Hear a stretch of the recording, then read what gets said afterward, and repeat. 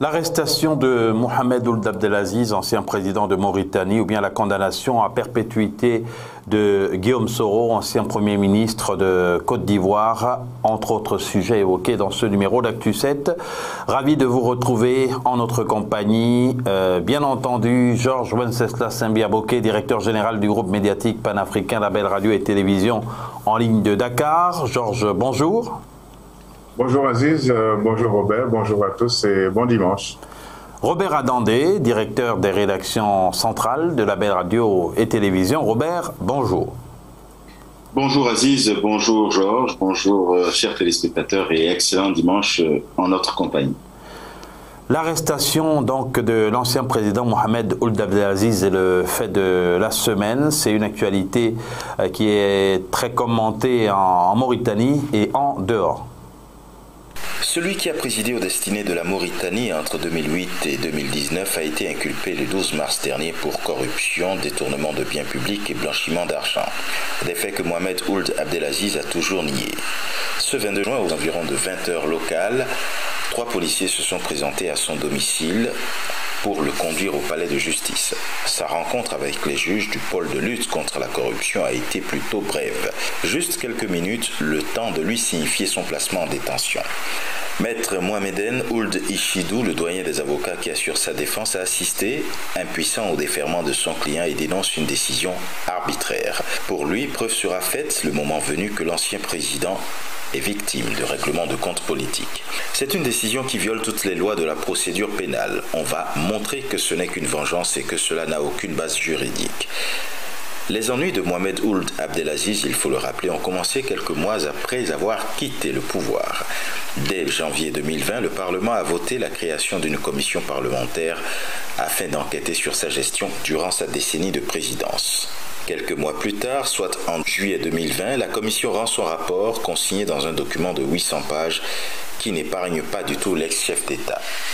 Corruption, trafic d'influence, détournement et dilapidation de biens publics, sans compter le blanchiment d'argent. Tout y passe, mais l'ex-président mauritanien nie les faits en bloc, ce qui ne l'empêche pas pour autant d'être inculpé le 12 mars 2021, avant d'être assigné à résidence à partir du 11 mai. Nul ne sait pour le moment ce qui est effectivement à l'origine de son incarcération, vu qu'aucune communication n'a été faite officiellement par le parquet.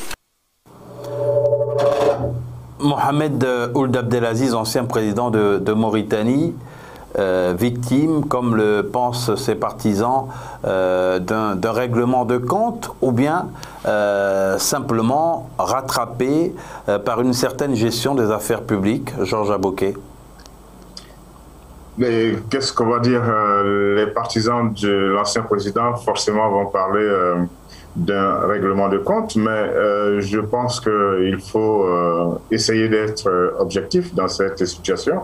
Si les parlementaires mauritaniens ont éprouvé le besoin de mettre en place une commission qui a enquêté et qui a sorti un rapport qui fait jusqu'à 800 pages, cela veut dire qu'il y a quelque chose, il y a un problème. Et c'est un peu ce qui se passe quand un président africain quitte le pouvoir. Eh bien, on devrait pouvoir auditer justement la gestion qu'il a eu à faire du pays. Et je crois, en tout cas, je ne vois pas pourquoi on devrait le poursuivre s'il n'y a rien du tout. Donc, je pense qu'il y a un certain nombre de problèmes, notamment au niveau du trafic d'influence, de la corruption et tout ça. Et comme c'est une affaire qui est engagée au niveau de la justice, l'enquête, je crois, va suivre son cours. Il a des avocats qui vont le défendre et donc la lumière, normalement, doit être faite. Je pense qu'il y a problème parce que au départ, on savait que l'actuel président et l'ancien président sortaient à peu près de la même écurie et donc y a-t-il forcément une raison particulière en dehors des faits qui lui sont reprochés? Je pense qu'il faut attendre certainement les résultats de la poursuite des enquêtes, mais je pense qu'il y a quelque chose à signaler et c'est ce que les députés mauritaniens essaient de faire. Robert Adandé, Mohamed Ould Abdelaziz était dans le collimateur de la justice depuis plusieurs mois. Est-ce qu'on pouvait envisager une issue pareille? Oui et non. Oui, parce que déjà, il y a quelques mois, il avait été assigné à résidence.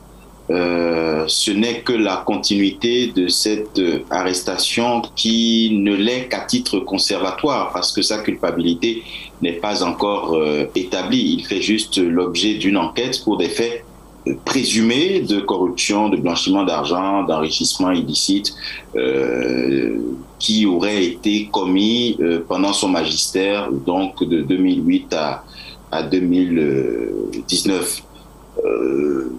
Bon, est-ce que c'était prévisible? Évidemment pas. Dès le départ, en tout cas à sa sortie du pouvoir, on ne pouvait pas envisager une issue comme celle-là, mais les derniers développements pouvaient quand même laisser présager d'une issue de ce type-là. Et comme certains observateurs se sont amusés à commenter, ils estiment que des situations comme celle-là pourraient amener certains de nos dirigeants à ne pas lâcher le pouvoir après la fin de leur mandat, à s'y accrocher pour ne pas tomber dans des situations comme celle-là. Mais bon, toujours est-il que si la justice a décidé, la justice mauritanienne a décidé de le mettre de l'arrêter provisoirement, ça veut dire qu'il y a certainement des faits établis à sa charge. La Mauritanie est un pays qui a connu pas mal de putsch. Est-ce que ça ne pourrait pas raviver les tensions, Georges Aboké? Je pense que l'ancien président Abdelaziz a mis en place les bases d'une nouvelle république. On l'a vu, un nouveau drapeau, nouvel hymne national, nouvelle constitution. Il a mis en place un certain nombre de nouvelles dispositions. Je pense qu'il s'est agi de renforcer les bases d'une république islamique.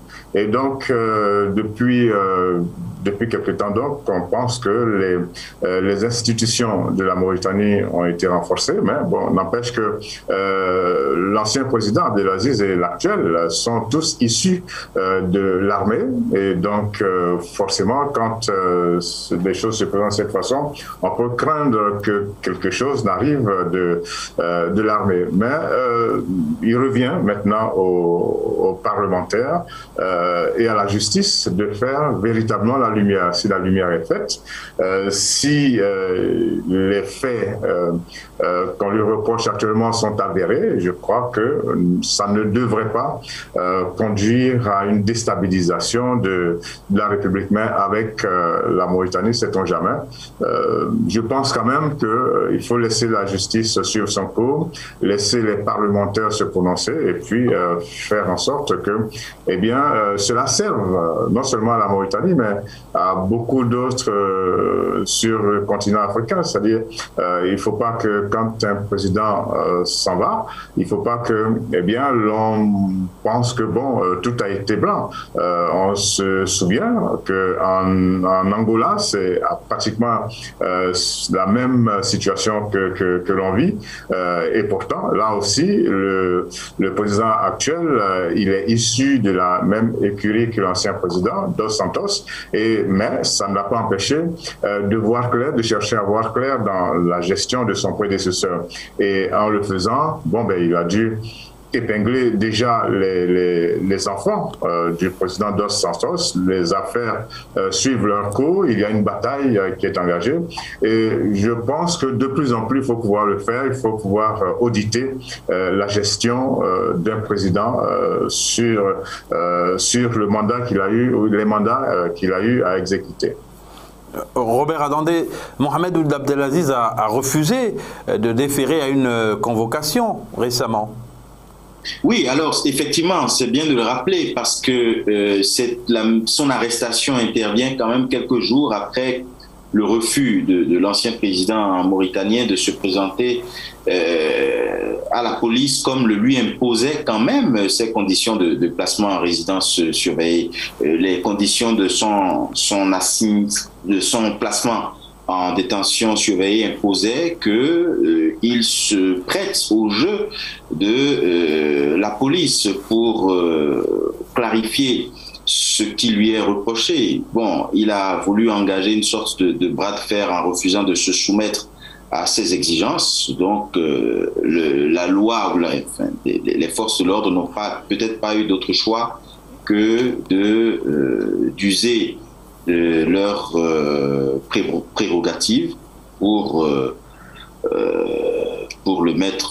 l'écrouer. Bon, il faut dire qu'il n'est pas encore écroué non plus, hein, parce qu'il paraît qu'en raison du risque de contamination par le Covid-19, il devrait séjourner 1 à 2 semaines dans une chambre de police. C'est ce qui a été indiqué par certains de ses proches. La situation en Mauritanie interroge. Il y a aussi énormément de voix qui, en dehors du pays, soupçonnent une forme de règlement de compte, une justice un peu revancharde, mais pour quelle raison y aurait-il une revanche à prendre alors que, vous le soulignez tantôt, Robert Adandé, les deux hommes et Georges également, viennent de la même famille politique? Alors, il y a des considérations politiques qui échappent évidemment à une bonne maîtrise de la part d'observateurs que nous sommes et qui n'avons pas forcément tous les éléments requis pour bien apprécier la situation. Toujours est-il que le camp de Mohamed Ould Abdelaziz, donc lui, y compris, et plusieurs autres proches à lui qui ont également subi le même sort, une dizaine de personnalités mauritaniennes issues de son camp, bon, ont été estiment plutôt qu'il s'agit de représailles, il s'agit de règlement de compte, mais toujours est-il que, Georges le rappelait tout à l'heure, il y a quand même eu un document de 800 pages ou plus dont s'est saisie la justice mauritanienne depuis 2020, donc il y a quand même eu matière à les mettre de façon conservatoire, en tout cas à la disposition de la justice. Bon, au moment de ces inculpations, il avait déjà été annoncé, il faut le rappeler, le gel ou la saisine de certaines sociétés, d'immeubles, des véhicules, etc. Donc, je crois qu'il y a quand même un certain nombre d'éléments à la disposition de la justice et il est question maintenant d'établir si tous ces faits qui lui sont reprochés sont avérés ou non. Et ça, c'est certainement le temps qui nous permettra de le savoir. Il y a, Georges Aboké, des soupçons d'enrichissement illicite ou bien d'enrichissement sans cause. Ça conduit aussi à espérer qu'il y ait davantage en Afrique de transparence, notamment en ce qui concerne les émoluments du président de la République. Il y a aussi ces fameux fonds politiques dont on ne sait jamais quels sont les montants. Justement, c'est l'occasion, en tout cas la Mauritanie, et puis avant la Mauritanie, l'Angola sont en train de montrer le chemin à suivre. C'est-à-dire, quelqu'un a beau avoir été président de la République, il ne doit pas éviter justement d'être soumis à un audit de sa gestion. Et si les parlementaires mauritaniens ont pu rédiger un rapport de jusqu'à 800 pages, c'est qu'il y a quelque chose. Vous savez que quand dans nos pays africains, le président de la République, il a tous les pouvoirs et c'est des fois trop facilement que l'on glisse entre les pouvoirs et un certain nombre de dérapages, et c'est un peu ce que le Parlement, la justice au niveau de la Mauritanie reproche à l'ancien président Abdelaziz. Alors maintenant, il faut pouvoir faire le distinguo entre une affaire purement judiciaire et puis les aspects politiques qu'on veut absolument intégrer dans cette affaire. Si en Mauritanie, ils arrivent à le faire, ce serait tant mieux. Le président Abdelaziz serait blanchi si rien finalement, c'est un non-lieu qui est prononcé, mais il va subir les rigueurs de la loi si il est constaté qu'il y a un certain nombre de dérapages, notamment au niveau du blanchiment d'argent, des sociétés écrans, c'est de toutes ces choses-là que l'on a parlé. Je parlais tout à l'heure de l'Angola. Je crois que c'est des exemples que les pays africains devraient suivre.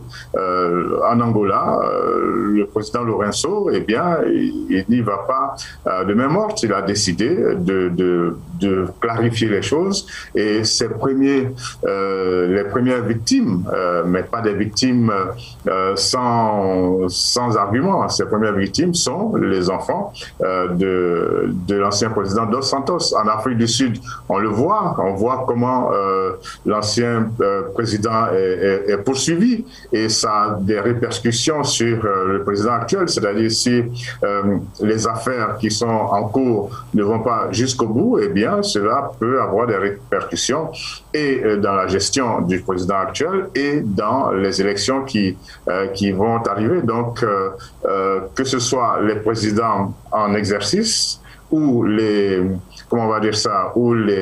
past présidente, eh bien, il faut faire en sorte que les choses soient le plus claires possible. L'ancien président, eh bien, il est obligé de se soumettre à la justice et le président en exercice, il est obligé d'auditer la gestion de son prédécesseur pour qu'il n'y ait pas collusion.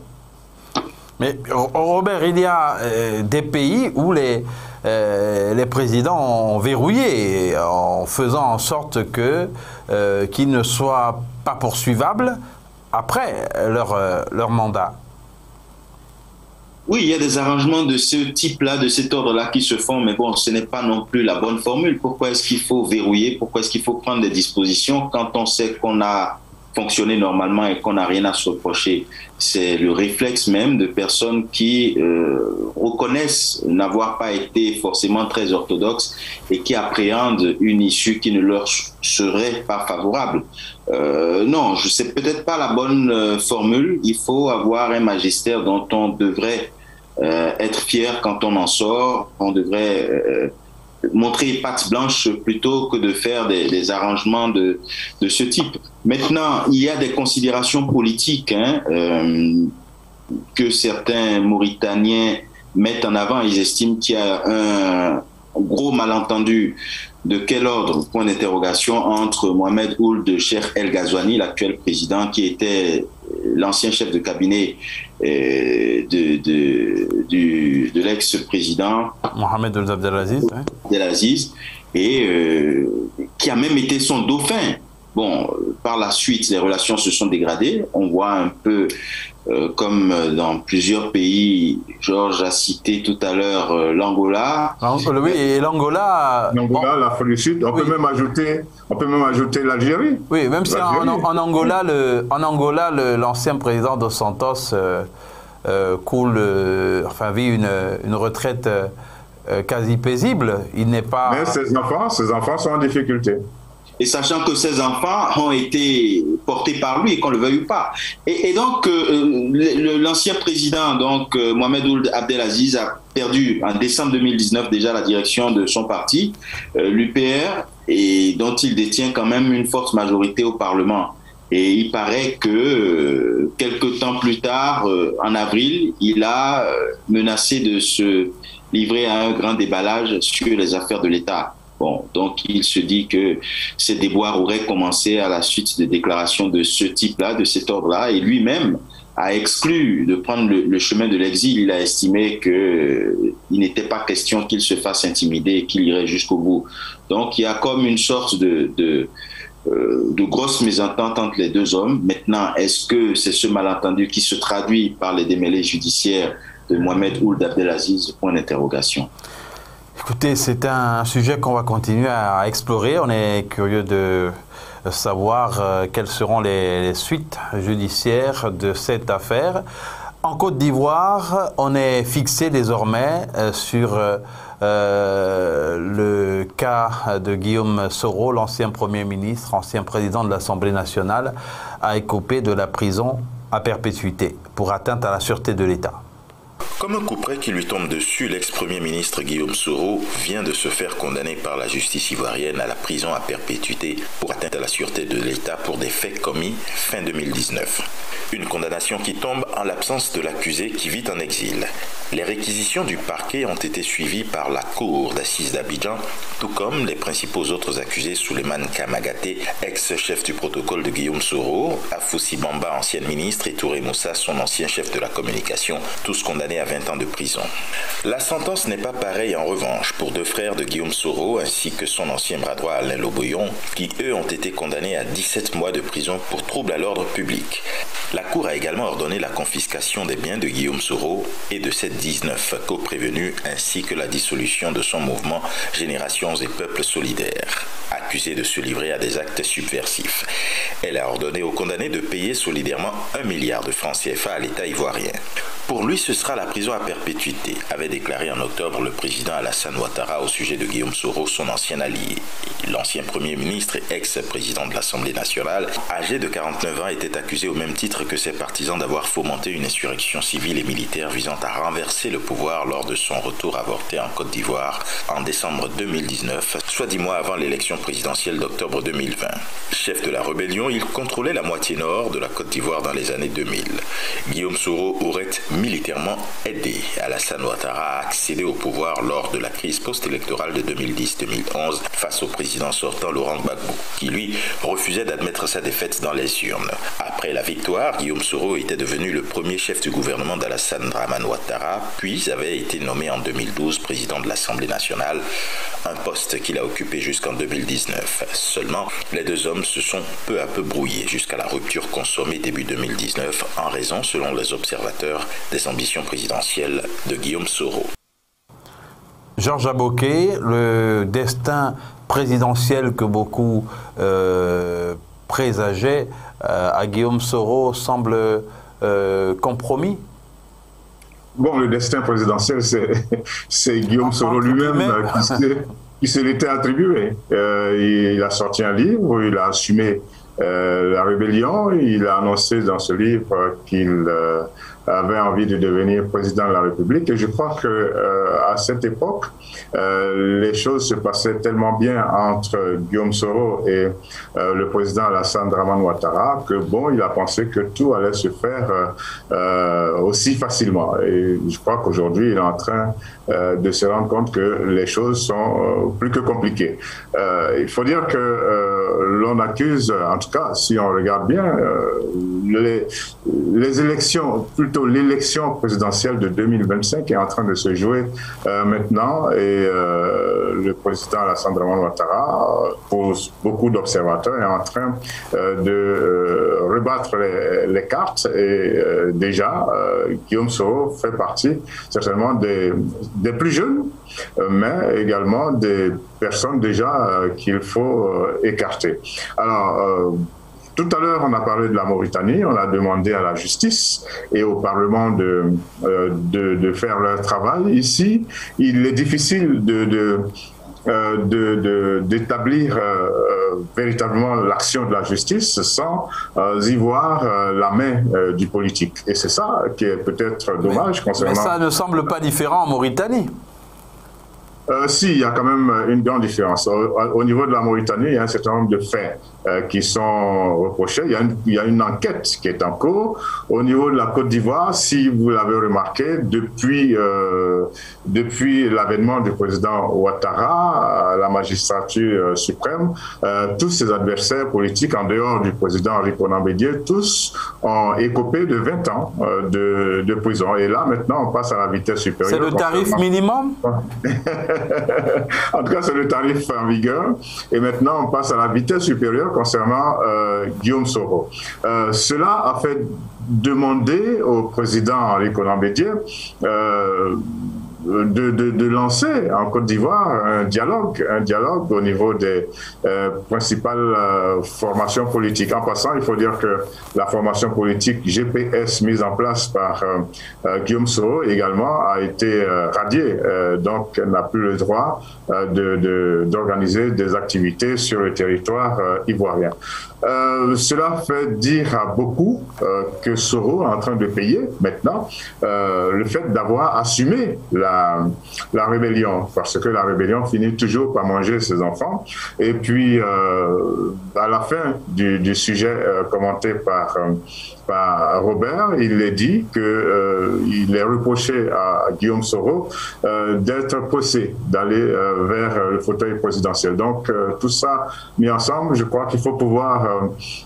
il est difficile actuellement en Côte d'Ivoire de faire le distinguo entre les décisions de la justice et les actes politiques qui viennent, comment on va dire ça, se retrouver à l'intérieur de ces décisions politiques-là. Donc, on attend la suite de cette affaire. Guillaume Soro a dit, bien entendu, qu'il ne reconnaissait pas cette décision. Il a annoncé que c'était une façon de l'écarter et qu'il allait continuer son combat. De quelle façon? Bon, on attend la suite.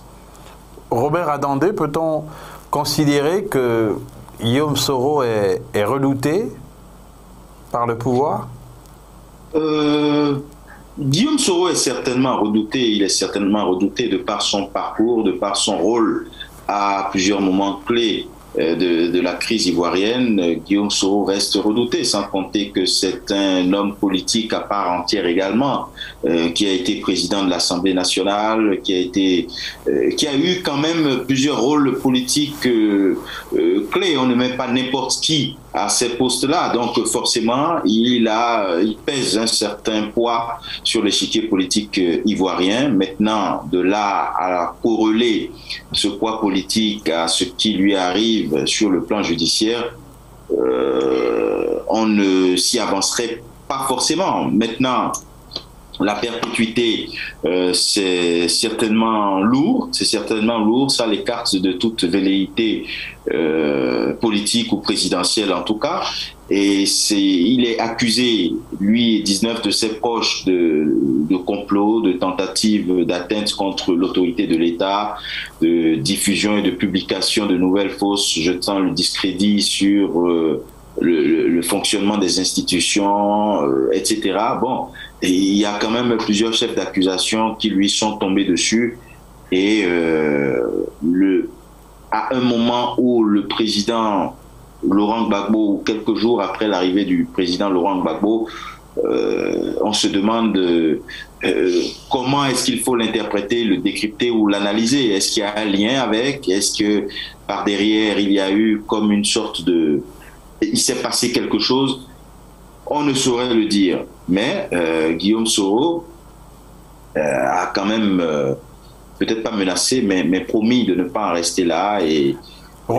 Robert Adandé, vous avez, Georges Aboké, vous avez évoqué l'appel au dialogue, à la réconciliation, au dialogue national de Guillaume Soro, du président Bédié. Du président Bédié, exactement, du président Bédié. Mais ça exige, pour le cas de Guillaume Soro, quand même quelques soutiens. Sur qui peut-il compter aujourd'hui ? Bon, alors la position de Guillaume Soro est assez délicate, parce que il y a quelques années, on l'avait retrouvé aux côtés du président Ouattara contre monsieur Laurent Gbagbo. Toute la crise post-électorale que l'on a eue en 2010-2011, eh bien, à ce moment-là, Guillaume Soro était avec le président Ouattara. Il faut dire aussi que Guillaume Soro a bénéficié d'un certain nombre d'arrangements. Et quand c'est comme ça, des fois, vous recevez un retour des choses. Le poste de président de l'Assemblée nationale qu'il a occupé, eh bien, à l'époque, il n'avait pas l'âge pour le faire. Il a fallu procéder à un certain nombre d'arrangements. C'est le mot le plus facile que j'utilise. Alors aujourd'hui, est-ce qu'il est victime de tous ces arrangements-là? Un gros point d'interrogation. Maintenant, avec le retour du président Laurent Gbagbo en Côte d'Ivoire, après 10 ans de prison, beaucoup pensent et pensaient que la Côte d'Ivoire allait s'engager véritablement dans une dynamique de réconciliation. Donc, avec le retour du président Gbagbo, autorisé et parfois organisé par le pouvoir en place, géré par le président Alassane Dramane Ouattara, tout le monde s'est dit, la Côte d'Ivoire est en train d'avancer vers sa réconciliation. Maintenant, avec cette condamnation à perpétuité que vient de prendre Guillaume Soro, c'est un point d'interrogation sur la réconciliation. Est-ce que l'on va voir dans les jours et les semaines à venir le président Alassane Dramane Ouattara faire jouer sa position de président de la République et gracier par exemple Guillaume Soro? C'est un point d'interrogation, mais tout le monde se dit qu'il y a quelque chose à faire si l'on veut que la Côte d'Ivoire sorte de cette crise qui a des relents maintenant éternels. Ça commence à faire long. Beaucoup de générations sont passées dans cette crise et cette crise ne finit pas d'alimenter les commentaires, de secouer ce pays. Le pays est secoué par une autre affaire qui est d'ordre privé, mais qui revient sur la scène. Il y a le divorce annoncé, peut-être pas officiellement, entre Laurent Gbagbo et Simone, son épouse, ou bien la demande de divorce introduite par Laurent Gbagbo. Alors, sur le plan politique, ça pourrait avoir quelles conséquences, Robert Adandé? Alors, sur le plan politique, après, ça dépend des arrangements entre les deux parties protagonistes, entre le couple Gbagbo. Comme vous dites si bien, l'arrivée du président Laurent Gbagbo, qui avait pris le dessus sur l'actualité en Côte d'Ivoire, s'est retrouvé très vite distancé par l'inculpation de Laurent Gbagbo, mais aussi l'inculpation de Guillaume Soro, mais aussi ce spectre de divorce qui plane sur le couple Laurent et Simone Gbagbo. Maintenant, comme je dis, ça dépend de comment ça va se passer. Si c'est un divorce qui s'ensuit d'une grosse mésentente entre les deux parties, il pourrait y avoir, d'un point de vue politique, effectivement, une scission entre les différents courants, sachant que Madame Simone Gbagbo a porté aussi à sa manière le FPI pendant l'absence de son président, de son époux. Et une situation comme celle-là pourrait l'amener à partir avec une importante partie, pour ne pas me répéter, d'adhérents à ce parti du FPI. Maintenant, il y a aussi d'autres considérations, c'est que c'est une affaire qui reste privée, qu'on le veuille ou pas. Le couple majeur et vacciné, âgé tous les deux de plus de 70 ans, sait certainement pourquoi est-ce qu'ils décident à ce moment-là d'aller vers une option comme celle-là. Les différentes spéculations ne vont pas forcément arranger les choses, parce qu'on a vu aussi des menaces des personnes qui ont pris le parti de Mme Simone Gbagbo en traitant de tous les noms M.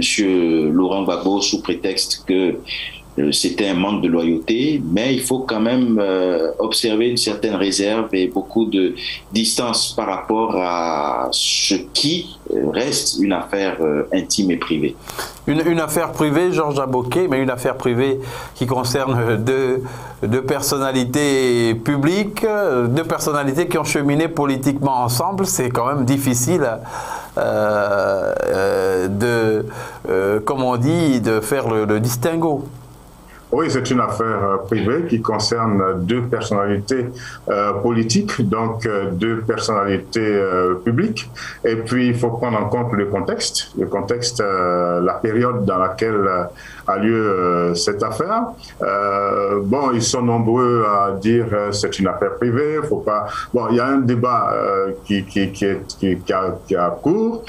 Certains disent que ça aura une conséquence sur la suite de la carrière politique de chacun des deux. D'autres disent non. Alors, déjà, on peut faire des sortes d'hypothèses. Est-ce que la séparation du couple Gbagbo, parce que bon, on les a toujours vus ensemble, ils ont créé le Front populaire ivoirien ensemble, est-ce que leur séparation signifie qu'ils ne vont plus être des camarades dans leur parti? Est-ce que cette séparation va créer également une séparation au niveau des soutiens? Bon, on est au stade des interrogations. Et il faut dire que le président Laurent Gbagbo n'aura pas fini de gérer les dissensions au plan interne, même si son divorce est une affaire privée. De l'autre côté, il y a celui qui détient officiellement les rênes du Front populaire ivoirien, c'est le président Pascal Affi-N'Guessan. On était curieux de voir comment leur rencontre allait se faire à l'aéroport. Malheureusement, le retour du président Gbagbo a été très mal organisé, à tel point qu'ils n'ont pas pu se rencontrer. Maintenant, tout le monde est dans l'expectative, on attend. Vont-ils se rencontrer? Si oui, qu'est-ce qu'ils vont se dire? Le président Pascal Affi-N'Guessan avait déjà annoncé les couleurs depuis longtemps. Il avait dit que si le président Gbagbo retrouvait la terre de Côte d'Ivoire, il lui rendrait son FPI, mais il resterait quand même un acteur important de ce parti-là. Alors donc, on est au stade des questions. Le divorce du président Gbagbo avec Simone Gbagbo a été évoqué. Il a créé un certain nombre d'émotions.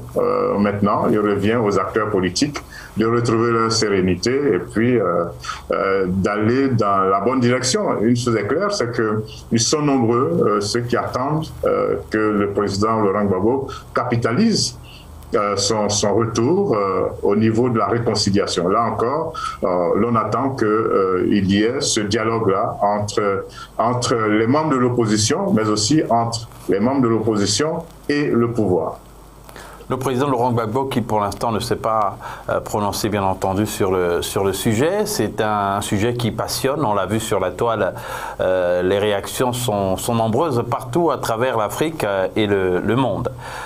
Au Gabon, cette fois, depuis son accident vasculaire cérébral de 2018 à Riyad en Arabie Saoudite, le président gabonais ne s'était pas exprimé en présentiel devant le Parlement. C'est chose faite depuis ce vendredi. Ali Bongo Ondimba a réuni le Parlement en congrès et il s'est exprimé. On peut retenir qu'il n'a pas de regrets vis-à-vis des mesures prises pour endiguer la pandémie de Covid-19. Il a également demandé le soutien du Parlement pour poursuivre son action.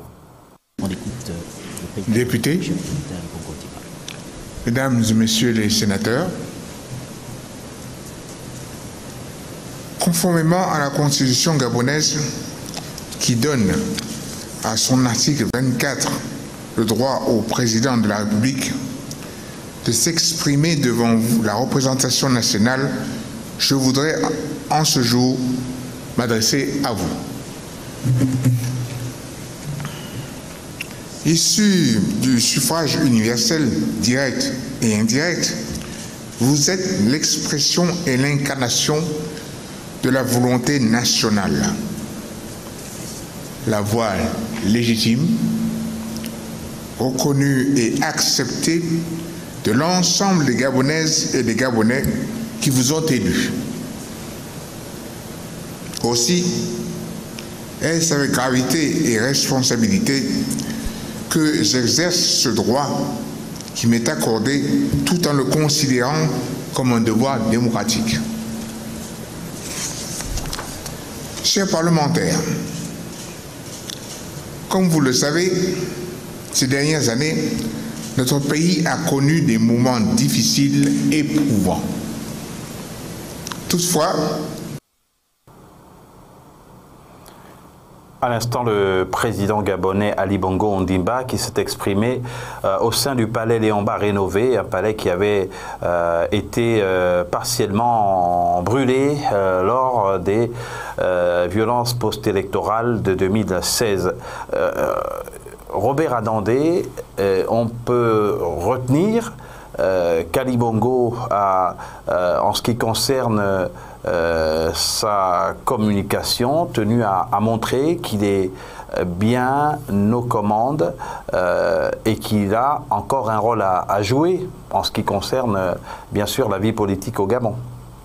Absolument, et il l'a bien martelé à l'entame de sa communication, à l'entame de son discours, de cette adresse devant les différentes chambres du Parlement. On peut aussi retenir qu'il a loué la vivacité du processus démocratique au Gabon. Il a félicité ses interlocuteurs par rapport à la gestion du Covid-19 en ce qui concerne les différentes mesures prises, en ce qui concerne ce dynamisme et cette réactivité à chaque fois que de besoin par rapport aux mesures à prendre pour contenir et éviter la propagation du coronavirus. Il a également invité les uns et les autres à ne pas baisser les bras, à poursuivre ces efforts. Donc c'est un discours de motivation, c'est un discours pour rebooster, ou pour booster en tout cas les troupes, et puis leur dire qu'ils restent aux commandes et qu'ils restent très attentifs par rapport à tout ce qu'ils font.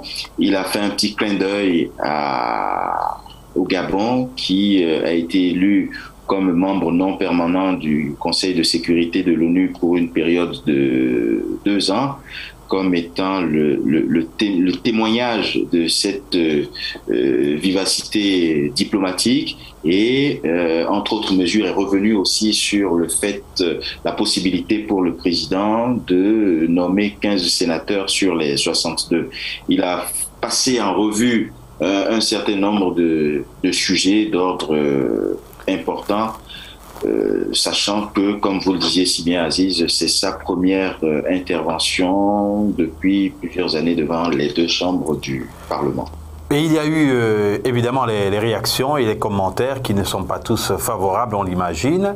Sur la toile gabonaise, il y a les acteurs de la société civile qui, pour beaucoup, en demandaient plus, les acteurs politiques aussi.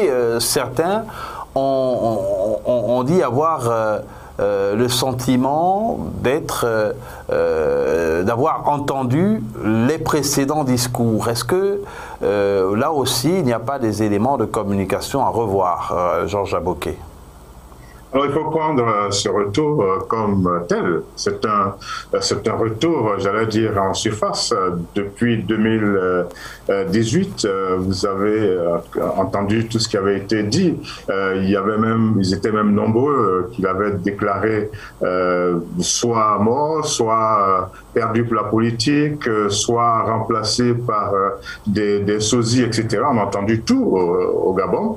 Et entre cette période-là et maintenant, eh bien, il faut dire qu'il s'est écoulé un long chemin, et un long chemin qu'a pris le président Bongo. On l'a vu il n'y a pas longtemps en Angleterre, et donc il est en train de revenir, et justement, je ne vais pas parler d'inauguration, mais le fait que le palais de l'Assemblée nationale a été rénové a été une occasion pour lui de s'adresser à tout ce qu'il y avait comme représentation au plan national du peuple gabonais. Donc c'était un retour en surface, un discours donc plus politique qu'autre chose. Maintenant, ils sont nombreux certainement à attendre la suite, et comme vous le disiez, la communication certainement ne va pas s'arrêter à ce stade. Il faut s'attendre à une autre communication concernant par exemple la relance économique après après les vicissitudes subies au niveau du coronavirus. Il faut voir maintenant comment relancer la machine et comment faire en sorte que l'expression égalité ait vraiment un sens au Gabon. Donc lui-même en a parlé et donc ça va être certainement pour la suite son cheval de bataille. Robert, là aussi au nombre de réactions, il y en a peut-être qui sont jugées excessives, mais beaucoup disent n'avoir pas véritablement compris grand-chose de ce discours. On peut le voir comme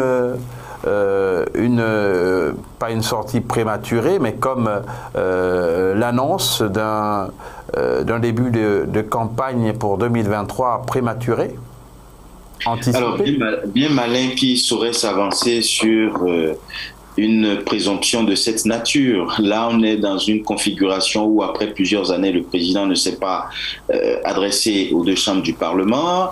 On est dans un contexte où le palais Léomba vient d'être rénové. On est en train tout timidement de sortir de cette crise du coronavirus. Donc, il y a vraiment matière à communiquer. Et je crois que le président ne s'est livré qu'à cet exercice de communication par rapport à toutes ces actualités-là. Maintenant, se projeter sur les échéances de 2023, je ne pense pas que ce soit, en tout cas, perceptible à travers ce discours. Un discours, en tout cas, qui a été très apprécié par les partisans du président gabonais et très critiqué, en face par l'opposition et la société civile. Oui, il y a un point que le président Ali Bongo a lui-même évoqué, parce que c'est un point dont l'on a parlé beaucoup au Gabon, la vacance du pouvoir. Lui-même en a parlé pendant son discours. Oui, pour saluer la révision constitutionnelle justement en rapport avec la vacance du pouvoir. Oui, et donc c'est un élément important. Lui-même l'évoque, et cela veut dire qu'il y avait certainement à préciser un certain nombre de dispositions. Et nous poursuivons pour bientôt, bien sûr, arriver au terme de cette émission avec la situation au Tigré, en Éthiopie, une situation qui est de plus en plus grave. Des bombardements dans un marché ont fait une 60aine de morts. La situation est bien plus que tendue dans le Tigré. L'administration de la localité de Kogoga poursuit sa collecte d'informations auprès des familles de victimes, mais le bilan provisoire ne manque pas d'être lourd. Au moins 64 morts et 180 blessés pour le compte de cette triste journée du mercredi 23 juin qui se rajoutera d'ailleurs aux jours sombres que connaît déjà ce pays en proie à de vives tensions internes. Selon Addis Abeba, le bombardement du marché de Kogoga intervenu au lendemain du scrutin législatif et régional du 21 juin visait des combattants du Front pour la libération du Tigré réunis sur la place du marché. Il faut rappeler que tous les ans, les Tigréens commémorent le bombardement de la ville d'Ozen durant la guerre civile le 22 juin 1988. La communauté internationale a condamné cette attaque et réclamé une enquête immédiate sur des actes privant les victimes de soins. Les secours peinent à rejoindre Mekele alors que l'accès à Togoga est contrôlé par des soldats éthiopiens. De rares ambulances ont été autorisées à passer. De sources médicales, il se dit qu'un total de 73 blessés, dont plusieurs enfants au bas âge, avaient atteint Mekele jeudi après-midi. Un haut responsable du Front pour la libération du Tigré, qualifiant l'attaque de gratuite sur un réseau social, a par ailleurs affirmé mercredi soir que les forces pro-TPLF avaient abattu un avion transportant des explosifs et des munitions. Jeudi, les vols commerciaux en provenance et à destination de Mekele étaient annulés pour la seconde journée consécutive. Les combats durent depuis plus de 7 mois au Tigré entre les forces pro-TPLF et l'armée fédérale éthiopienne, qu'on dit être soutenue par des troupes des autorités régionales voisines de l'Amara et l'armée de l'Érythrée, pays frontalier du Tigré. Ils ont fait des millions de déplacés et selon l'ONU, au moins 350 000 personnes seraient en situation de famine dans la région, ce que conteste le gouvernement éthiopien. Alors, ce sont des bombardements de l'armée au Tigré, Robert Adandé. Oui, ce sont des bombardements de l'armée et malheureusement, ce qu'il faut retenir, c'est le bilan, un bilan lourd, des dégâts humains importants, près de 70 morts, c'est énorme.